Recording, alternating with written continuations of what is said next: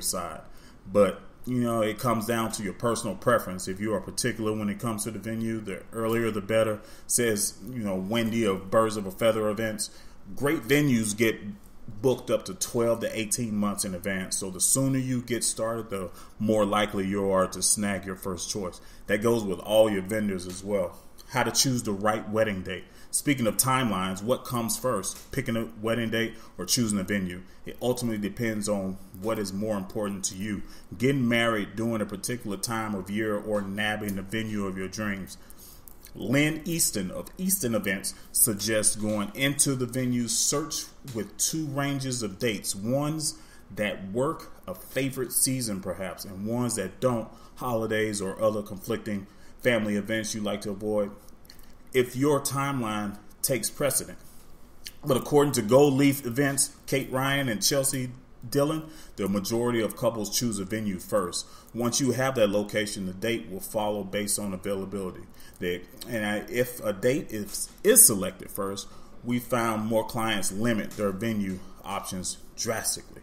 All right, number of events. Questions you should ask while touring venues. Some couples scout two different types of venues, one for their ceremony and one for the reception. Wow, the majority of brides and grooms stick with just one. It's easier on both your budget and your guests. Plenty, including those tying the knot at a place or worship, says Tara Gerard, will require two. If you fall into the latter camp, keep the following in mind, says wedding planner and event designer Jessica Sloan. It's important to know the travel time from one venue to the next so you can plan your event start times accordingly and set a date of schedule that is accurate for your vendors to follow. Also take into consideration which location you'll use for pictures. Location. Three things to think about for out-of-town guests. Beyond a destination wedding, where some element of travel is built into the event, you'll want to be aware of your venue's accessibility. Can it be easily reached, or is it out of the way? Will directions be straightforward enough for out-of-town guests who are unfamiliar with the area to make sense of? These factors become especially important if you do, in fact, end up with two venues. Now, the importance of making the transition from point A to point B as seamless as possible you want to make for them. After all, lost guests mean an empty cocktail hour. Style, your guide to wedding styles for event planner Calder Clark. Choosing a space that meshes with your vision, a priority number one. Ultimately, your venue style comes down to personal preference and who you are as a bride. Classic fiancés often gravitate towards indoor venues like hotels, ballrooms, country clubs. Are you planning an event right with rustic decor? In Bloom Garden or winery with panoramic views, bohemian brides are the most likely to create their own venue. They usually choose wide open spaces and build a venue from scratch with string lights defining the space. Capacity. Possible wedding cocktail hour. You would just want to make sure you have the capacity to be able to hold everyone in there, depending on your guest list and how many people you end up inviting. Now, that is my first two of my 10 steps of planning your wedding. I hope that helped out a little bit. If you missed anything I said, go back, listen to it. It'll be all available on iHeartRadio, Spotify, Podcast Chaser, Podcast Addict, and also Jail Saving. So go back and listen to it. Once it's uploaded, it'll be uploaded a little bit later tonight. But this, like I said, this is live right now. So if you missed anything, go back and listen to it. Download it. Make sure you follow along, because this is really good information for planning your wedding. Now, like I said, we're getting into music. This is weddings, music, and wine. And this is the music portion. This is a real cool, laid back, not like my other podcast that I used to have. So a possible wedding cocktail hour song. Most cocktail hour songs are serene, relaxing, since everyone is mingling, drinking on some good drinks and getting ready to eat. So you want to keep it calm and smooth. Now, here's a possible nice, laid-back, funky kind of sort of instrumental named Happy Sense. Listen in. This is DJ New, the most interesting DJ in the world.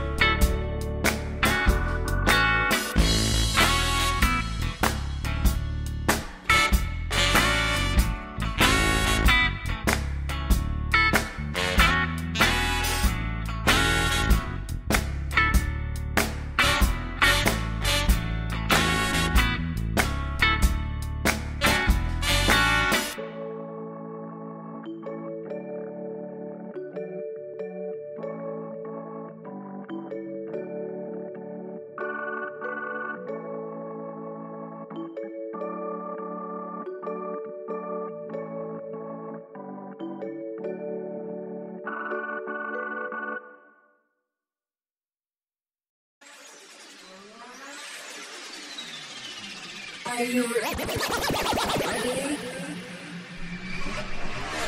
This is DJ most interesting DJ in the world. And that was Happy Sense. That'd be something a little bit groovy, kind of play along with, at cocktail hour, where everybody's just kind of just standing around, drinking a little bit of wine, drinking some cocktails, just chilling and just having a good time, kind of just rocking out to the dun dun dun I like that. That was cool. All right. So yeah, we're gonna get right into another little song. Look, maybe not cocktail hour. Maybe like doing a ceremony while people are walking in. I mean, you're keeping it real smooth. You're not playing anything like really kind of jazzy. You just want to keep it just real smooth and serene before the while the groom's coming out, while the groomsmen's coming out, while all the bridesmaids are coming out, the mothers and the fathers, and like everybody's just kind of getting their seats. So you want to play something just real, just smooth, just like just a perfect day, which is the name of this instrumental. So that's what we're gonna do. Let's go.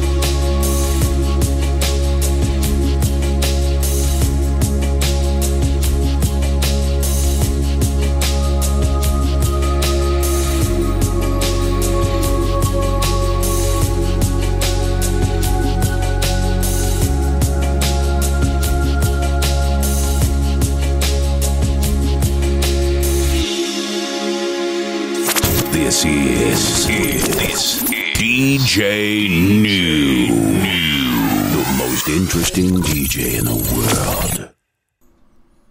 Welcome back to Weddings, Music, and Wine. And we are in the music portion. That was perfect day for your wedding ceremony. Started the wedding ceremony, like I said, as people are coming in. I mean, yes, that's right at the beginning. Everybody that's coming, just getting to the venue. You want to have something just real smooth just going on. So, and it's a perfect day for the groom and the bride anyway. So that's what that was. A good instrumental called Perfect Day.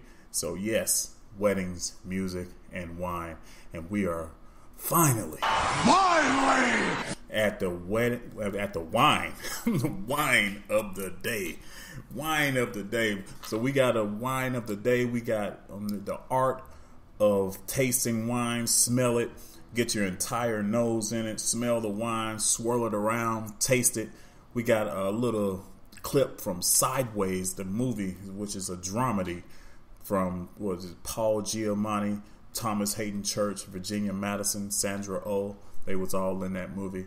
But Paul Giamatti and Thomas Hayden Church went to I believe it was a winery or maybe a wine vineyard or something like that, and they was